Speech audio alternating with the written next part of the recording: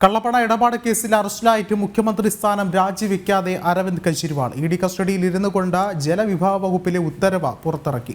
അതേസമയം അഴിമതി പണം വിനിയോഗിച്ചതുമായി ബന്ധപ്പെട്ട് കെജ്രിവാളിൽ നിന്ന് നിർണായക വിവരങ്ങൾ അന്വേഷണ സംഘത്തിന് ലഭിച്ചതായാണ് സൂചന.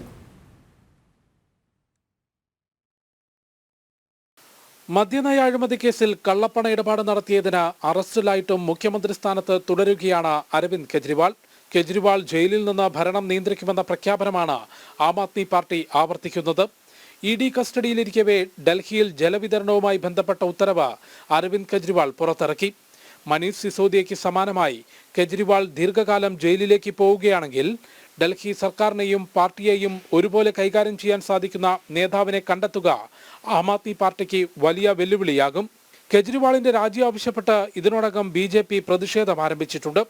അതേസമയം കെജ്രിവാൾ ചോദ്യം ചെയ്യലിനോട് സഹകരിക്കുന്നില്ലെന്നാണ് ഇഡിയുടെ വാദം. കവിതയെയും കെജ്രിവാളിനെയും ഒരുമിച്ചിരുത്തി ചോദ്യം ചെയ്തതിൽ അഴിമതി പണം വിനിയോഗിച്ചത് സംബന്ധിച്ച് നിർണായക വിവരങ്ങൾ ലഭിച്ചെന്നാണ് സൂചന. ഈ മാസം 28-നാണ് കെജ്രിവാളിന്റെ ഇഡി കസ്റ്റഡി അവസാനിക്കുന്നത്. അതേസമയം പഞ്ചാബ് മദ്യനയ അഴിമതിയിലും ഇഡി അന്വേഷണം ആവശ്യപ്പെട്ട് മുഖ്യമന്ത്രി ഭഗവത് മാനെതിരെ BJP പരാതി നൽകിയിട്ടുണ്ട്. ജനം, ഡൽഹി.